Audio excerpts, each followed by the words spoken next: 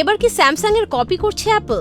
বছরের পর বছর ফোল্ডিং ফোন বাজারে জনপ্রিয়তা বাড়লেও এতদিন সেই দৌড়ে নামেননি আইফোন নির্মাতা প্রতিষ্ঠানটি। তবে এবার সেই অপেক্ষার অবসান হতে পারে। গুঞ্জন বলছে নতুন আইফোন সিরিজের সঙ্গে অ্যাপল আনতে পারে তাদের প্রথম ফোল্ডিং ফোন, যার সম্ভাব্য নাম আইফোন আল্ট্রা। প্রতি বছরের মতো সেপ্টেম্বরেই নতুন আইফোনের উন্মোচনের সম্ভাবনা রয়েছে।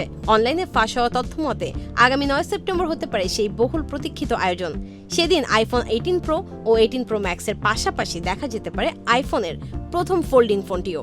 তবে সাধারণ আইফোন 18, 18e, 18 এয়ারের জন্য অপেক্ষা করতে হবে আরও কিছুদিন। যদিও আইফোনের দাম নিয়েই হয় সবচেয়ে বেশি আলোচনা। মেমোরি চিপের উৎপাদন খরচ বাড়ায় আইফোন 18 প্রোর দাম হতে পারে বাংলাদেশি টাকায় প্রায় 1,72,000 টাকা। তবে বাংলাদেশে কর, ভ্যাট ও বিক্রেতার মার্জিন যোগ করে বাজার দাম আরও বেশি হতে পারে। ফোনগুলোর ফিচারেও আসতে পারে বড় পরিবর্তন। সব মডেলে থাকতে পারে 12 গিগাবাইটের র্যাম, নতুন A20 সিরিজের চিপ, উন্নত C2 মডেম আর স্যাটেলাইটের মাধ্যমে 5G সংযোজনের সুবিধা। আর সবচেয়ে বড় চমক হতে পারে ক্যামেরায়। বিশ্লেষকদের মতে আইফোন 18 প্রোর ক্যামেরা আপগ্রেড হতে পারে আইফোনের ইতিহাসের অন্যতম বড় পরিবর্তন। তবে এই সবই এখন পর্যন্ত গুঞ্জন। আসল চমক কি আর দাম কত সেটি জানতে অপেক্ষা করতে হবে অ্যাপলের আনুষ্ঠানিক ঘোষণার।